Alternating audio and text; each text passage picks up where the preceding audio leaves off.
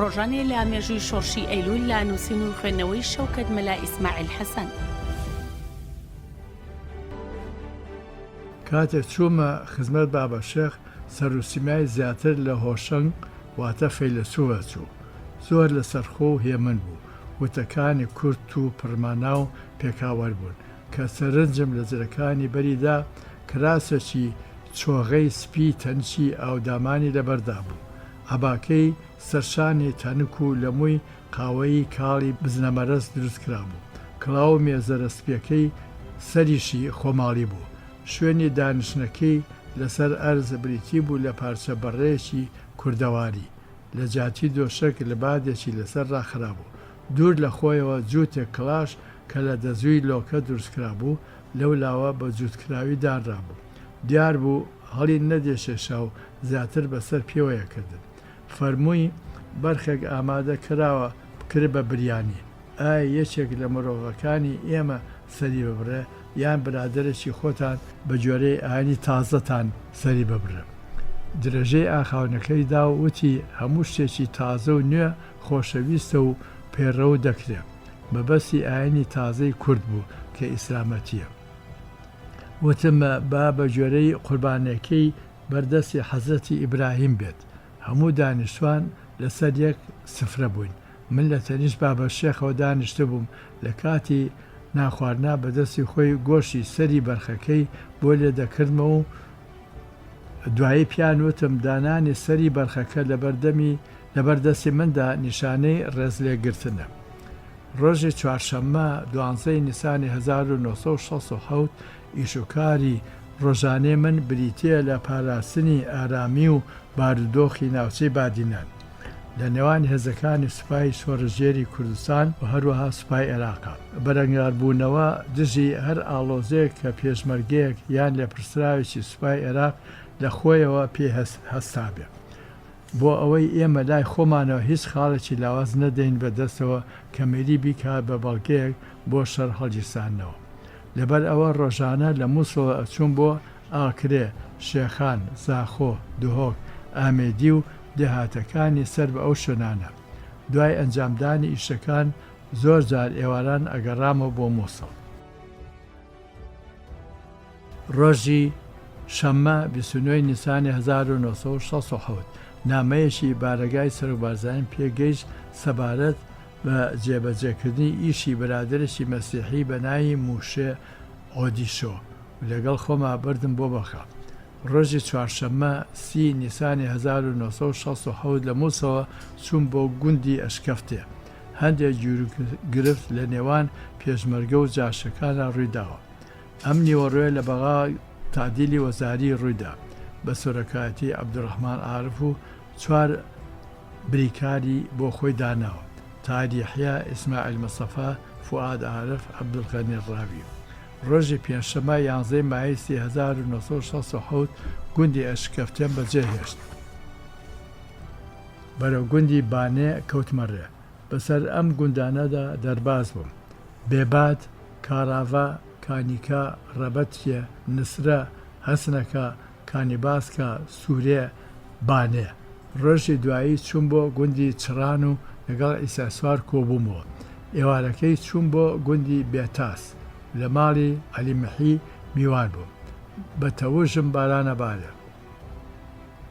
ڕۆژی یەکشەممە 14 مایسی 1967 لە زاخۆ چوومە سەردانی سلێمان حوسێن. هەمان ڕۆژ گەڕامەوە بۆ مووسڵ. ڕۆژی یەکشەممە 21 مایسی 1967 لە مووسڵەوە چوون بۆ شارۆچکەی ئەلقوش. دانیشتوانەکەی هەمویان مەسیحین. فەرماندەی هێزی شێخان حوسێمی خان دۆڵەمەری چاوەڕێ کردم. هەندێک نائارەمی و ناکۆچی لە نێوان چەند کەسێکە ڕوویا بوو چارەسەر کرا. کۆبوونەوەکەمان لە ناو هۆڵی تایبەتدا بوو لە ناو کەنیسەکە بە ئامادەبوونی قەشەی کەنیسەکە. دوای تەواوبوونی کۆبوونەوەکە گەڕامەوە بۆ مووسڵ. ڕۆژی پێنجشەممە 29 مایسی 1967 لە مووسڵەوە چوون بۆ بامەڕنی و لەوێشەوە چوون بۆ گوندی دەرگەلە، تیشیش، گرگە، بابیور، کانی بڵاف، دووکەری، ناو ئاشکا. نزیک ئێوارە گەشتنە گوندی یەکماڵەی دۆسی دواتر چوون بۆ گوندی تلاکوورۆ ئارمشت. لەوێشەوە ڕۆژی دووشەمە 29 مایس 1960 لە ئارمشتەوە چوون بۆ زاخۆ. دوای کۆبوونەوە لەگەڵ فەرماندەی هێزی زاخۆ سەر لە نەگەڕامەوە بۆ ئارمشت و شەو گەشتمە گوندی چڕانی سەر بە دۆک. کۆبوونەوەکەمان سەرکەوتوو بوو.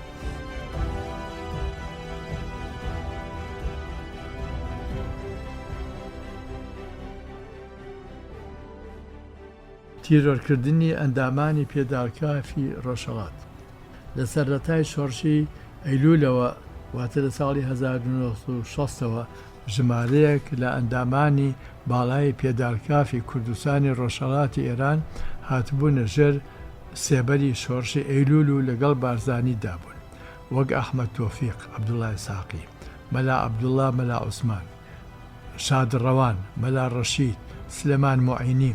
یەکێکیان لای مندانرا بوو کە فێری بەکارهێنانی شفرە و نووسینەوەی بروسکەی نێراو و بروسکەی هاتووی بکەم و هەروەها دارشتنی ناوەرۆکی بروسکە فێر بێت. لەژێر ڕووناچی ئەو بروسکانەی لە بێتەلەکانی دامودەستگای میریمان وەردەگرتن، دوای شیکردنەوەیان ئەو برادرە لە تۆمارگەی تایبەتە دەستنووسی دەکردن. ئەمە زیاتر بۆ دروستکردنی کادرێکی شارەزا لەم بوارەدا لە بواری هونەری و زانیاریە. لەسەر داخوازی ئەحمەد تۆفیق ژمارەیەکی دیکەش لە ئەندامانی باڵای پێدارکافی کوردستانی ڕۆژهەڵات ئێران لە ناوچە ڕزگارکراوەکانی کوردستان لەسەر سنووری عێراقی ئێران کاروباری شۆڕژێرانەی خۆیان ئەبر بەڕێوە.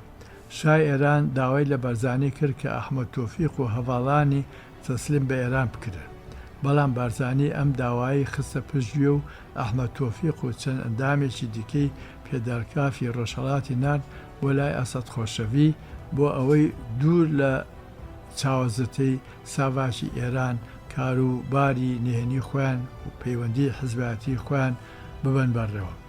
لە ناوچەی فەرماندەی هێزی خەبات ژمارەیەک لە ئەندامانی سەرکردایەتی پێدارکاف ڕۆژهەڵات تەسلیم کرانەوە بە سازمانی ئێران. ئەمەش بێ ئاگاداری و بێ ڕەزامەندی بەرزانی بوو.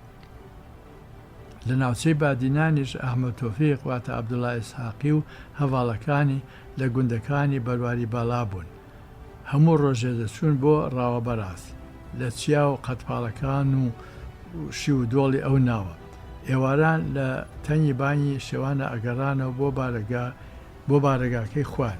چەند هەفتەیەک بەم شێوەیە و دوای ماوەی خوان کردو بە ناو مکێشی سەربازی سوپای عێراق و نێران بۆ بەغاو لەژێر چاودێری و ئاراسەکردنی بەڕێوەبەراتی ئاسایشی گشتی تامانەوە تا ئەو کاتەی بەدەستی نازمگزار و لێپرساوەکانی لەسەر داخوازی شای ئێران لە ناو بران و چوونە ڕێزی شەهیدانی خەباتی کوردەوە.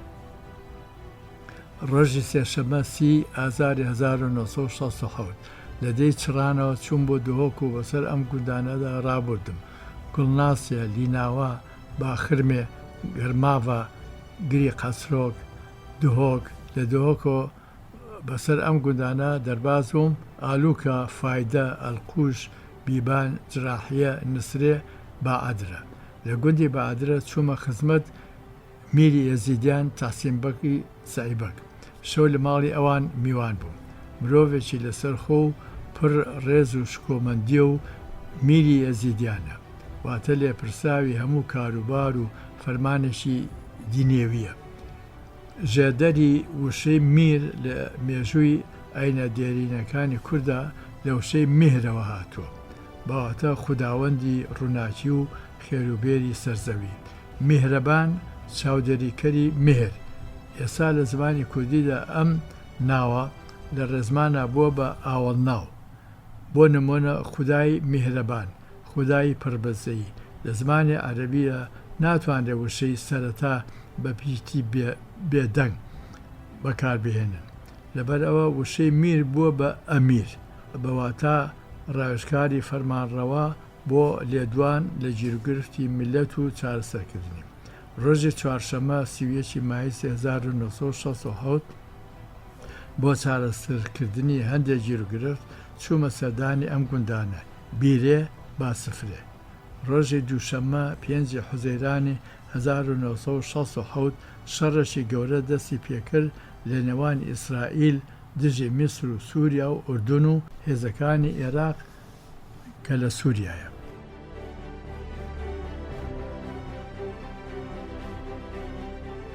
پێنجی 1960 شەڕی شەش ڕۆژەی نێوان عەرەب و ئیسرائیل.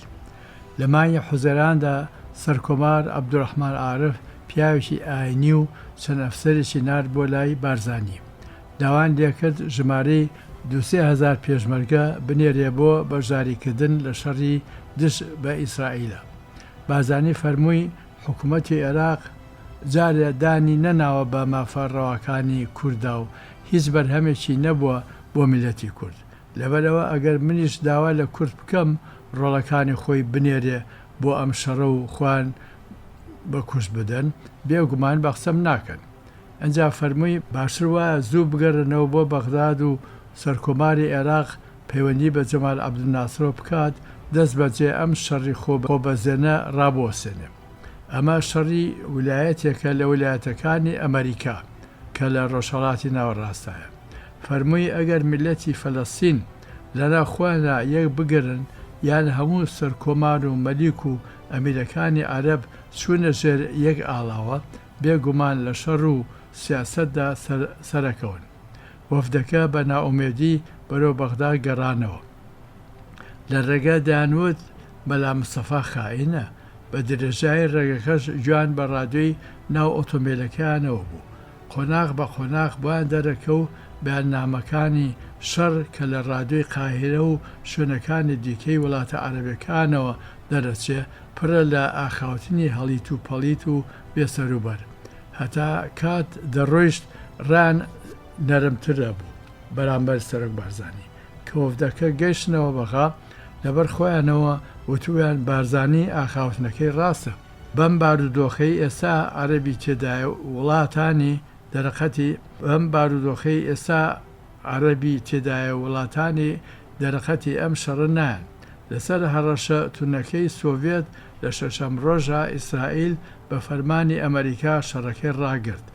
لەو ماوەیە بە فەرمانی بارزانی هێزەکانی پێشمەرگە چارەکی و جموجۆڵیان ڕاگرت بوو. ڕۆژی سێشەممە 6 حوزەیرانی 1960 لە گەڕەکی زوهور خانوویەکم بەکرێ گرت وەک بارەگا و بۆ نیشتەجێبوونی خۆم. ڕۆژێک بۆ چارەسەرکردنی هەندێک کێشەی گوندەکان نزیک مووسڵ چوون بۆ فێرقا بۆ فێرقەی 4. لە ژووری یاریدەدەری سەرۆکی فێرقا ڕایدروکر محەممەد زوهاد قاسم دانیشت بوو. وتی ئێمە هەرگیز لەو بڕایەدا نین تۆ بتوانێت شفرەی ئێمە شی بکەیتەوە. دڵنیان کەسانی خائین هەن کلیلی شفرەکانتان پێدەفرۆشن. منیش وتم دەباشە بروسکەیەکی شفرەکراوم بۆ بهێنە. هەوڵ ئەدەم لێرە حەلی بکەم. بە مەراسلەکەی وت بڕۆ لە بەشی ئیستیخبارات بروسکەیەکی شفرەکراوم بۆ بهێنە. لە ماوەی چارەشێکە کلیلی شفرەکەم دۆزیەوە. کابرا زۆر سەسام بوو. شفرەکەی لە دەست وەرگرتم و بردی بۆ عەبدولجەبار شەرشەل. ئەو کاتە سەرۆکی فێرقەی 4 بوو. ئەم ڕووداوە ڕۆژی 14 6 1960 بوو. دوای تۆزە عەبدولجەبار شەرشەل ناردی بە شوێنەوەتی وەرە لای ئێمە یەکسەر دەتکەین بە مامۆسای مخابەرە و شفرەکاری لە کۆلێجی ئەرکان. وتم با ئینشەڵڵا گیرروگرفتی کوردستان چارەسەر بکرێ ئەوسا ئەو باسە دەکەین. ڕۆژی شەممە 1 تەمموزی 1960 بۆ چارەسەرکردنی کۆمەڵە گیرروگرفت لە ناوچەی باتوفە و شەرانش لە مووسڵ چوون بۆ زاخۆ لەگەڵ قایمخامی زاخۆ و هەندێک لە فەرمانبەرەکان چوین بۆ باتوفە و شەرانش. حەمید بیلال سەرۆک عەشیرەتی عەرەب لە دەوروبەری ناحیەی سمێل زەویوزارێکی زۆر هەیە و گەرموجۆی تیا دەکرێت. زۆربەی زەویەکانی دەکەوێتە ناوچەی ژێر دەسەڵاتی پێشمەرگەوە. ئەو ساڵە ڕێگەیان پێ نەدابوو گەرمەکەی بدورنەوە. کابرا هاتە لام بۆ بارەگا وتی من خاوەن عەشیرەتم و بەرووبوومی ئەو گەرم و جۆیەم کە دەیچێنین ئێستا کاتی درونەوەیەتی ڕێگامان نادەن بچین بەلایەوە. تکای کرد بەڵکو لەو برادرە لەو بوارەدا یارمەتیم بدەیت. هەمیشە سەردانی عەلی خەلیل و ئیسا سوارم ئەکرد لە سەردانێکا بۆ لایەن کێشەی ئەو سەرۆک عەشیرەتەم لا باسکردن و ئەوانش لەسەر داخوازی من وتیان بابێن بیدرونەوە. کابرا بەمە زۆر دڵخۆش و سوپاسگوزار بوو. دەغڵودانەکەی درویە و کەمپاینەکەشی وەرگرتەوە. دوای ئەوە بە ماوەی هەفتەیەک لەگەڵ خێزانەکە هاتم بۆ ماڵمان و دیارێکی زۆر بە نرخە هێنابوو. ڕێزم لێگرتن بەڵام لە هەمان کاتە دیاریەکانم لا ناخۆش بوو. پێم وتن ئەگەر ئەتانەیە برایەتیمان بمێنێ دیارەکە لەگەڵ خۆتان ببەنەوە، چونکە من هیچ شتێکم نەکردووە. ئەوەی کردومە چاکەی کوردە و شۆڕشی کورد. خۆی و خێزانەکەی هەوڵیان نا، بەڵام من هەڵوێستی خۆم نەگۆڕی. ڕۆژی پێنجشەممە 6 تەمموزی 1967 لە مووسڵەوە چوون بۆ ئامێدی و لەوێشەوە لەگەڵ قایمخامی ئامێدی و مەعاومەدیر شوڕتە و هەندێ فەرمانبەری ترا چوین بۆ کانیماسی. ڕۆژی دوایی بەسەر گوندی دووتازە تێپەرین و لە گوندی بێبوو کۆبوونەوەم لەگەڵ دانیشتوانی گوندەکانی دەوروپشتا کرد. هەتا مەلیک مابوو قوتابخانەی گوندی بێبوو ئەوەدان بوو. ڕۆژی شەممە 8 تەمموزی 1967 بە ئیشێ ڕێگەم کەوتە سەر گوندی بێبوو لە ناوچەی نێرۆڕەکان. لە ماڵێک میوان بووم دێڕوانی بەسەر دەشتایەکی سەوز و پردار و درەختە لە نێوان چیاکانەوە. لە دووراییەوە بینایەکی کۆنی داڕوخاوم بەدی ئەکرد. خانە خوێیەکەم وتی خوا لێ خۆش بوو سەی قەزاز لە زمانی مەلیکە پارێزگاری مووسڵ بووە. هات بۆ ئەم گوندە و داوامان لێکرد قوتابخانەیەک بۆ مناڵەکانمان بکاتەوە. ئەو شوێنەی بیناڕوخاوەکانی تایە ئاسەواری قوتابخانەیەکە لە ڕۆژانی بەفر و زێقەتدا ئازوقەی پێویستیان بۆ دابین ئەکرا قوتابەکان لە ئەو خانووە ئەمانەوە و شوێنی نووسن و هەموو شتێکیان بۆ دەسەبەر کرابوو. دووشەممە 10 تەمموزی 1967 لە بەغداد تعدیلی وەزاری ڕوویدا بە سەرۆکاتی تاریحیا کابینەی نوێ ئەنجام درا.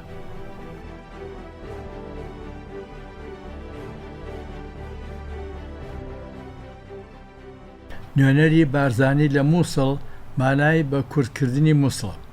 ئەو کاتانەی لە مووسڵ بووم میوانداری دایان سەرۆک عەشیرەتم دەکرد لە کورد و عەرەب کە هەڵوێستیان بگۆڕم بەرامبەر بە شۆڕش.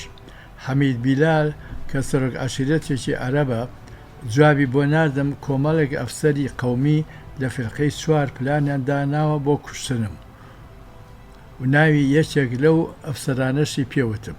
کە چوومە بنجوو بناوانی باسەکە گوایە وەفدێک لە قەومیەکانی مووسڵ لای میری ناڕەزایان دەربڕیوە و تویانە نوێنەری کورد و بارزانی لە مووسڵ مانای بە کوردکردنی مووسڵە، ئەبێ ئەم نوێنەرە لێرە نەمێنێ. لە دواییدا بە شێوەیەکی نیمچە ڕەسمی ئاگاداریان کردم مووسڵ بەجێ بهێڵم. ناچار ماڵ و حاڵم کۆ کردەوە و کە بگەڕێمەوە بۆ حاجی هومەران. ماوەیەکە بارودۆخەکەی نێوان ئێمە و میری ئاڵۆزە. شەوی شەممە 2 ئەیلولی 1967 لە ماڵەوە بووم، دەنگی ئۆتۆمبیلێکی جێب هاتە گوێم لەبەر دەم دەرگاکەماندا ڕاوەستە. دوا بە دوای ئەو ئۆتۆمبیلێکی دیکە ئەگزۆزەکەی درێنرابوو زوو باکفایری ئەکرد. یەک لەسەرێک کەوتنە لە دەرگادان. ئۆتۆمبیلەکانیشیان نەکوژاند بوو. منیش لەوە پێشتر لەگەڵ ئامرهێزەکانی دۆک و زاخۆ ڕێکەوتوو بووم بە شەو کەس مراجعەتم نەکات لەبەر باری ئاسایش. تێگەیشتم ئەم هۆڕن و زەنگ لێدانە بە پەلەیە و ئەم ئۆتۆمبیل نەکوژانەوەیە کاری شەڕی لە دوایە. دەستمدایە چەکەکەم چوومە سەربان بەبێ ئەوەی گڵۆپی سەربان هەڵبکەم بەردەرگای حەوشەکەمان بەهۆی گڵۆپی سەردەرگاوە ڕووناک بوو. لە سەربانە وتم فەرموو چیتانەوێ؟ وتیان شەوکەت لە ماڵە؟ وتم نەخێر لە بارەگاکەیەتی لە ئوتێل و هێشتا نەهاتوتەوە. وتیان چوینەتە ئەوێ؟ وتیان ڕۆشتەوە بۆ ماڵەوە. دەستیان کردەوە بە پرسیار. وتیان ئەی تۆ چیت؟ وتم من پاسەوانم. ئەوانەی گفتوگۆ و پرسیارەکانیان کرد جلی کوردیان لەبەرا بە کوردیش داخەفتن.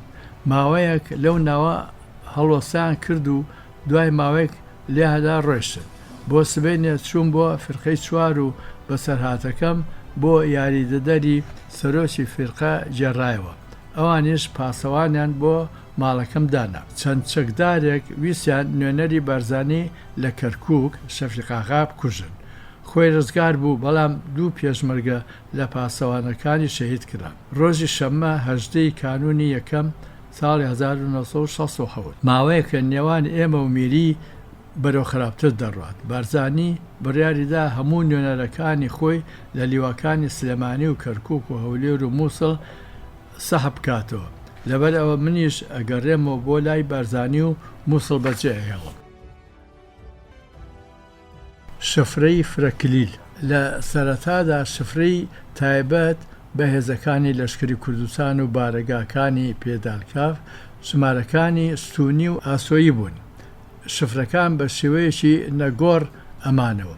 لە مای 1960 پێشمەرگەیەکی وردبین و گورجوگۆڵ هاتە لامان بۆ بارەگای مخابەرەی گشتی و داماننا بە لێپرسراوی نووسینەوە و لە بەرگرتنەوەی شفرەکانی شۆڕش. ڕۆژێکیان پێشنیاری کرد قۆڵی ستونی و ئاسۆیی شفرەکان وا دروست بکەین کە لە ڕۆژێکە بتوانین بەویست و ئارەزووی خۆمان کلیلەکان بگۆڕین، واتە قۆڵەکان نەگۆڕ نەبن. پێشنیارەکەم پەسەند کرد ئەو پێشمەرگەیە ناوی فەریدون حسێنە فەنیە و لە بارەگای گشتی مخابەرە مایەوە هەتا نسخۆی شۆڕشی ئەیلول.